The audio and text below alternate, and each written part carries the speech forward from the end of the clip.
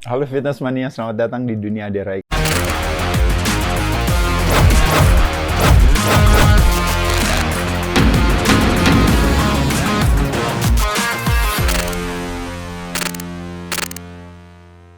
ini saya akan lebih detail lagi membahas tentang 5 strategi untuk kita bisa fat loss yang sudah saya sampaikan, tapi saya coba akan mempertajam sekali lagi ya, sedikit lagi ya. Jadi apa saja 5 strategi itu ya teman-teman sekalian, masih ingat kan ya? Jadi 5 strategi fat loss. Oke ya. Yuk sama-sama kita bahas. 1 adalah puasa, 2 kontrol karbo, 3 kita harus prioritaskan protein, 4 kita nggak boleh takut sama lemak, tapi di sisi lain juga nggak boleh kebanyakan lemak. Tapi kalaupun kita konsumsi lemak, kalau bisa konsumsinya lemaknya alami, bukan olahan, dan sebagian besar datangnya dari protein. Yang kelima, yaitu adalah latihan beban sebelum buka, atau kardio habis latihan beban di saat jendela makan.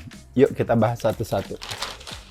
Yang pertama adalah, kembali lagi teman-teman semua udah melakukan ya, yang namanya puasa. Teman-teman bisa lakukan dengan berbagai pendekatan teman-teman sendiri. Intinya sekali lagi pada saat puasa apa teman-teman sekalian, kalau kita kemarin punya asosiasi yang menguatkan hati, yaitu adalah dengan kita berpuasa otomatis kita menciptakan sebuah sistem untuk akhirnya kita sebagai konsekuensinya makannya kita pasti akan jadi lebih sedikit, dan juga badan kita juga akan jauh lebih ringan, dan badan kita diberikan kesempatan untuk menjalankan kecerdasannya menggunakan cadangan makanan, dalam hal ini yaitu adalah si lemaknya, ketika badan beradaptasi dibandingkan dengan sebelumnya ketika nggak puasa, badan ketergantungan terhadap karbohidrat sehingga terjadi yang namanya fluktuasi gula darah atau yang namanya roller coaster energi. Kita langsung masuk ya ke 1 teman-teman sekalian. Dalam puasa sekali lagi strateginya yang paling gampang kalau menurut saya, teman-teman pilih aja skip breakfast, nggak usah makan pagi, berarti langsung makan siang, jam 12, jam 1 siang. Atau teman-teman bilang, Mas Ade saya nggak bisa, saya kalau pagi harus makan. Makan berarti berhentinya di lebih cepat lagi, jadi berarti skipnya di dinnernya. Jadi ini yang disebut dengan yang namanya, kalau teman-teman tahu, namanya TRF. Jadi teman-teman selalu ingat ya, kalau misalnya teman-teman bilang, aduh Mas Ade saya nggak bisa, harus makan pagi. Misalnya jam 8 sampai jam 10 harus makan pagi di antara itu. Berarti teman-teman di antara jam 4 sampai jam 6 sore, berarti teman-teman harus sudah berhenti makan terakhir di sini. Betul kan? Ya. Nah, atau tadi teman-teman bilang, saya bisa deh Mas Ade, saya skip breakfast, saya baru makannya jam 12, jam 1. Berarti memungkinkan kita untuk bisa makan sampai jam 8 PM. Kurang lebih itu. Itu 1. Paham ya? Kedua, di jendela makan kita pada saat kita boleh makan, oh berarti saya boleh makan seterusnya dari jam 12 sampai dari jam 1 sampai jam 8, atau misalnya dari jam 10 sampai jam 4. Jawabannya tentu tidak gitu. Rekomendasi saya, proposal saya ke teman-teman adalah 2 meals a day atau 1 meal a day, nggak ada masalah. Ya, itu proposal aja ya maksud saya. Ketiga, buat berbicara yang namanya fat loss, sekali lagi teman-teman, kita lihat di sini, kalau ceritanya teman-teman bilang, Mas Ade saya baru bisa puasa 12 jam. Ya udah, berarti itu 50%. Kalau teman-teman bisa puasanya, jendela tidak makannya kita bisa naikkan menjadi 70%, berarti kurang lebih teman-teman bisa puasa di 16 sampai 18 jam. Nah, ini biasanya ini yang di sini, dia masuknya ke sini nih teman-teman. Ya. Nah, kalau teman-teman bisa melakukan yang namanya dinner to dinner, atau lunch to lunch, artinya apa? Artinya hanya makan ya udah dimakan siang, hanya makan ya udah dipilih teman-teman dimakan malam. Jadi makannya di antara jam 6 sampai jam 8 malam. Habis itu udah puasa aja lagi, nanti baru makan lagi di jam 6 sampai jam 8 malam. Begitupun juga misalnya teman-teman bilang, "Oh, saya makannya dimakan siang aja di antara jam 12 sampai jam 2." Nah, habis itu saya baru makan lagi di jam 12 sampai jam 2. Nah, teman-teman masuk ke sini. Di 20 sampai 22 jam. Ini sebenarnya mimikin atau menyerupai dengan apa teman-teman tahu gak? Ingat gak kalau teman-teman di bulan Ramadan, teman-teman puasa. Pada saat teman-teman puasa, teman-teman lupa melakukan apa? Bukan lupa ya, tapi tidak menjalankan sahur gitu. Nah, biasanya teman-teman berpuasa sama 22 sampai 22 jam. Jadi poin saya di sini, saya cuma mau bilang bahwa teman-teman pasti bisa gitu, karena teman-teman udah sering melakukan, cuma teman-teman nggak ngeh aja gitu ya. Nah di sini karena kecerdasan kita akan keimanan yang tinggi, makanya kita bisa melakukan hal tersebut. Nah sekarang makanya kenapa adanya si Dunia Aderai atau adanya Instagram ini, saya mencoba untuk meningkatkan kecerdasan akan tidak hanya keimanan tapi keimunannya. Makanya kenapa teman-teman bilang kalau kecerdasan akan keimunan saya tinggi dan saya tahu dari karbo dependent akhirnya badan saya akan cerdas beradaptasi menggunakan lemak saya untuk dijadikan tenaga, maka pada saat itulah teman-teman bersedia untuk kuat dalam menjalankan strategi ini. Ya teman-teman, sekali lagi semuanya ada di kepala kita. Dan kalau nanti makin kuat lagi, teman-teman bisa mau masuk lagi ke yang namanya extended fasting atau fasting yang jauh lebih panjang. Itu bisa di kisaran antara per hari 24 jam atau bahkan 1,5 hari. Jadi kalau teman-teman makannya terakhir siang, nanti teman-teman lagi baru makan lagi besoknya tapi malam gitu maksudnya. Nah, itu jadi kenanya di 36 jam. Ini berdasarkan salah satu penelitian buat cewek itu termasuk salah satu yang optimal banget untuk cepat menurunkan berat badan ya. Nah di kesempatan itu teman-teman, sekali lagi yang tadi saya katakan tadi ya, badan akan beradaptasi kira-kira dalam waktu berapa lama sih sebenarnya. Nah kalau kita berdasarkan satu pengalaman pribadi aja ya, berdasarkan melihat teman-teman dan juga mungkin beberapa members atau klien yang kita lihat, biasanya teman-teman di awal di kurang lebih di 1-3 hari pertama itu terjadi yang namanya keto flu itu tadi teman-teman ya. Jadi itu mirip kayak misalnya kalau kayak kita pas lagi di hari pertama, hari kedua, hari ketiga puasa gitu ya Des ya. Nah pada saat itu otomatis pasti lemes dan capek kan gitu. Nah tapi pertanyaannya kan ada gak pas di hari keempat akhirnya teman-teman kita kaum muslimin dan muslimah bilang akhirnya, aduh enggak lah, ya udahlah nggak usah puasa aja deh. Kan nggak ada yang kayak gitu, tapi semuanya tetap jalanin aja. Tapi yang ada nggak tambah lemes kan, nggak tambah sakit kan Des. Tapi yang terjadi adalah apa?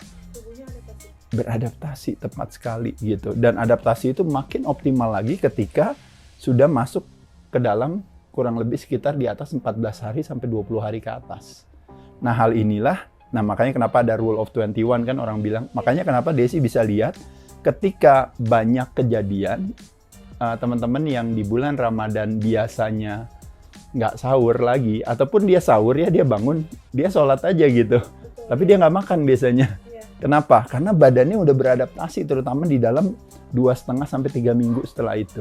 Nah jadi teman-teman mesti sabar di sini untuk menjadikan ini sebagai satu strategi. Jadi lakuin aja, badan kita tuh begitu punya kapabilitas, kemampuan. Jadi jangan mengecilkan badan kita untuk bilang seolah-olah bahwa puasa itu terlalu banyak asosiasi yang melemahkan hati ya, atau melemahkan tubuh kita. Nah jadi teman-teman sekalian, badan akan beradaptasi. Nah pada saat jendela buka, nah bedanya di bulan Ramadan dengan intermittent fasting apa teman-teman sekalian, kita tetap masih boleh minum. Makanya kenapa kita tambah kuat lagi gitu loh maksudnya ya, karena kita masih bisa minum air, masih bisa minum teh, masih bisa minum kopi, masih bisa minum jamu, masih bisa minum apple cider vinegar, semuanya teman-teman bisa konsumsikan. Tapi tentunya tidak dengan memasukkan gula ya. Nah kalau seandainya ini agak sedikit debatable atau ada yang bilang boleh, ada yang bilang nggak boleh. Tapi kalau pakai pengganti gula misalnya kayak stevia, sebenarnya secara teoretis tidak membatalkan gitu ya. Jadi teman-teman masih bisa pakai itu pengganti gula untuk dikonsumsikan di sini ya. Nah, tapi yang jadi tantangan adalah kalau jus boleh nggak, Mas Ade? Enggak. Kalau whey protein boleh nggak? Jawabannya enggak. Kalau PWO atau BCAA boleh nggak? Jawabannya enggak. Tapi ini semua boleh pada saat di jendela buka.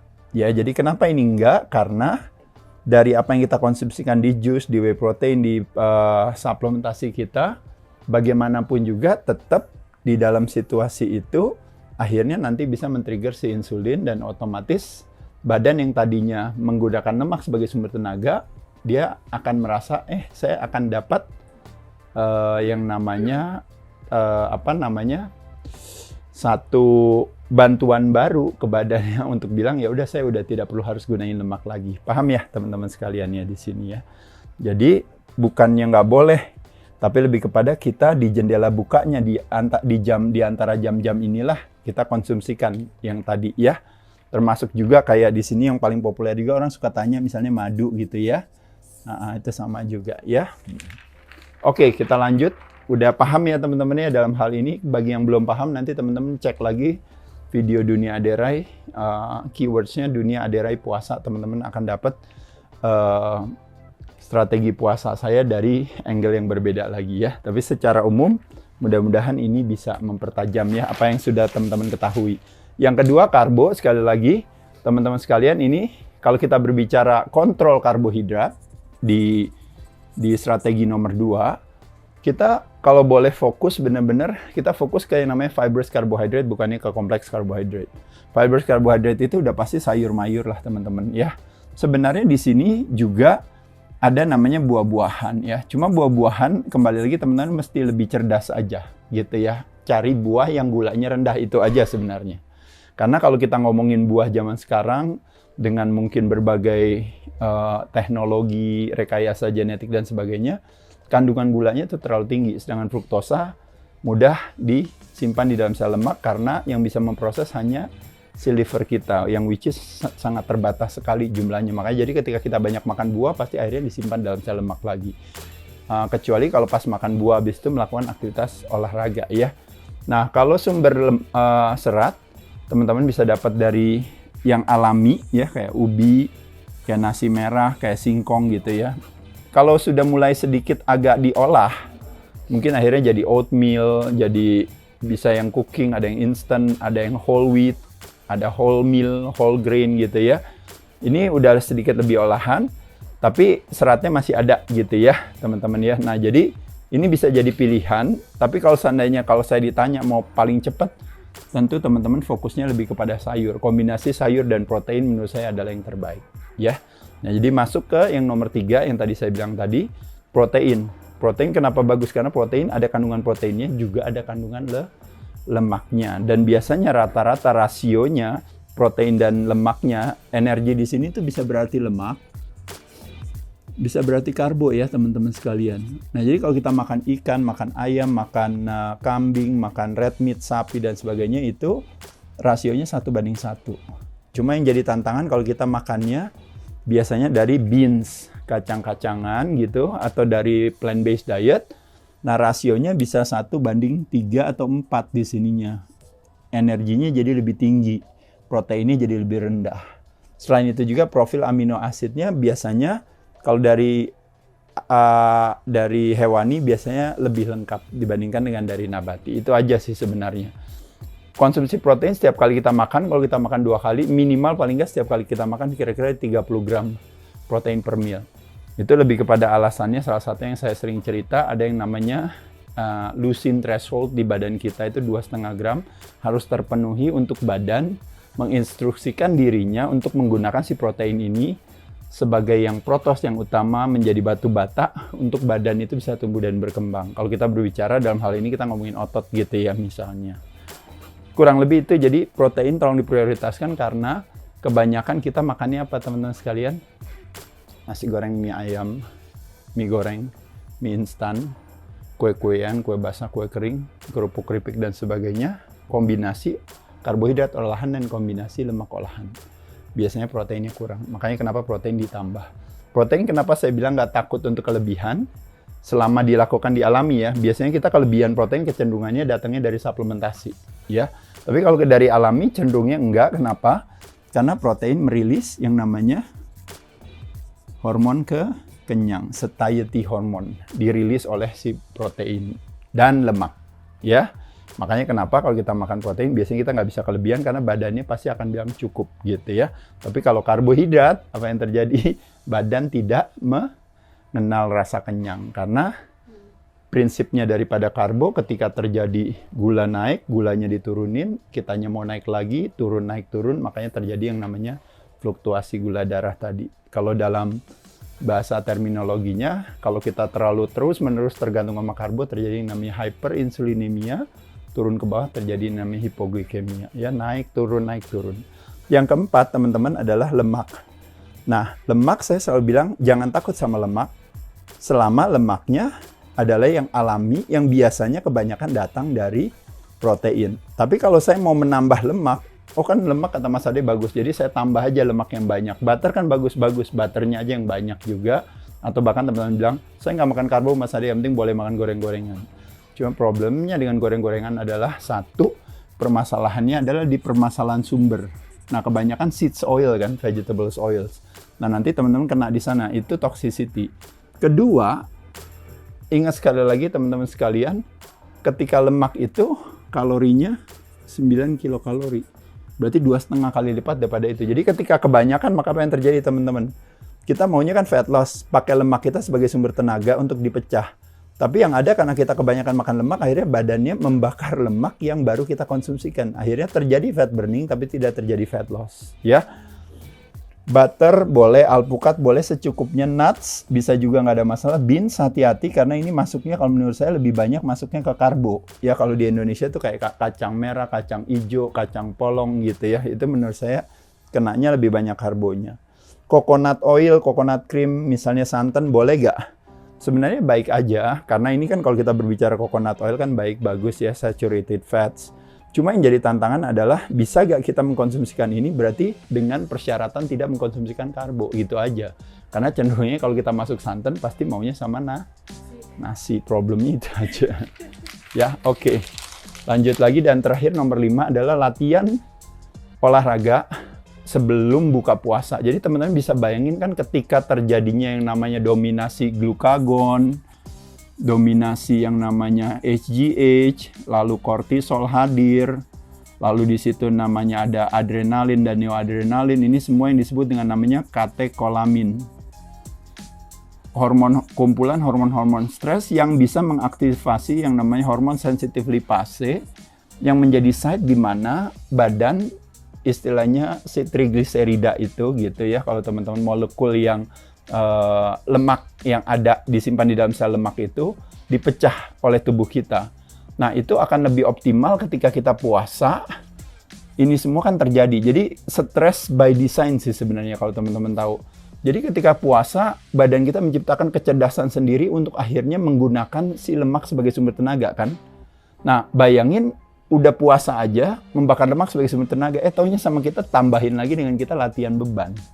Nah, kenapa saya bilang latihan beban? Kenapa saya di sini nggak bilang kardio?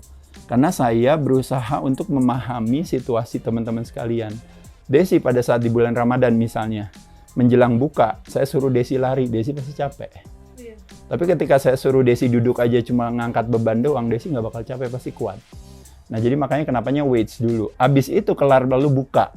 Nah, buka kadang-kadang teman-teman suka buka dengan yang manis-manis. Nah, tapi salah satu yang manis dan berserat yang mungkin jadi populer bagi kaum muslimin dan muslimah, yaitu kan adalah si kurma misalnya. Jadi kurma ada sebuah istilahnya buah yang sebenarnya, makanya kenapa tantangannya kurma cuma satu. Jenis kurma apa yang kita makan gitu. Kalau zaman dulu mungkin karena buahnya juga tidak rekayasa genetik, seratnya tinggi, ya gulanya cukup, tapi kualitasnya bagus ya. Makanya kenapa tadi saya bilang buah-buahan, timun kan juga buah, tomat juga buah gitu. Tapi kita selalu membayangkan buah itu selalu harus, ibaratnya harus yang manis gitu ya. Jawabannya nggak seperti itu. Nah, jadi maksud saya kembali lagi tadi, kalau seandainya kita buka, kita pakein kurma dikit, habis itu kita langsung kardio. Habis kardio baru menanti makan besar. Itu strategi proposal saya aja kalau teman-teman mau lakuin itu. Ya. Jadi bisa buka dikit, minum atau apa, habis itu langsung kardio, ya. Dan ini disebut yang namanya jadi split training gitu tadi ya. Jadi kardio after sudah ada masuk makanan tapi sedikit makanannya. Nggak bisa kalau kita makannya ya udah buka dulu makan nasi merah atau makan apa ya kan. Makan lalapan dan sebagainya, habis itu baru mau kardio lagi. Nah, sistem di badan kita teman-teman mesti paham. Latihan terbaik itu adalah pada saat kita perut kosong. Latihan terburuk adalah pada saat habis makan langsung latihan. Gitu aja sebenarnya ya. Nah, jadi sekali lagi teman-teman sekalian, begitu nanti kita buka, satu lagi sebagai informasi tambahan, teman-teman juga mesti punya strategi. Saya sering bilang urutan mempengaruhi hasil. Artinya apa teman-teman? Urutan kita makan, jadi kita selalu buka dengan yang manis-manis, problemnya kita memberikan kesempatan kepada tubuh untuk akhirnya dimulai dengan dominasi si gula. yang nanti akan mengajak kita untuk ikut di dalam roller coaster itu. Terlepas daripada kita makannya udah dikit, tapi yang ada pas buka sampai nanti sahur lagi gitu, atau pas buka nanti sampai breakfast, sampai kita berhenti mulai masuk ke puasanya lagi, itu makannya tuh kebanyakan. Nah, jadi oleh sebab itu selalu masukinnya serat dulu atau proteinnya baru masuk karbo. Dengan melakukan 1, 2, dan 3, atau protein dan serat dibolak-balik juga nggak ada masalah misalnya di sini. Tapi ini selalu yang di nomor 3, maka teman-teman mendapatkan garansi bahwa potensi karbo untuk disimpan di dalam sel lemak itu menjadi lebih lambat dibandingkan dengan ini. Tapi kembali lagi, kalau terakhirnya tetap karbonya kebanyakan tetap juga kan gitu. Tapi minimal kita bisa bikin waktu yang lebih lambat kecepatan gula masuk ke dalam darah, sehingga memberikan kesempatan kepada kita untuk apa? Desi masih bisa aktivitas dan sebagainya. Paham ya? Jadi kurang lebih itu teman-teman sekalian. Jadi 5 strategi fat loss yang sudah saya sering sampaikan, tapi saya coba pertajam lagi, mudah-mudahan menjadi lebih jelas bagi teman-teman sekalian. Saya ucapkan terima kasih, silahkan share materi ini kalau bermanfaat. Teman-teman juga boleh share juga pengalaman teman-teman di komen. Nanti teman-teman yang lain juga bisa belajar dari teman-teman. Saya ucapkan terima kasih. Thank you. Dadah.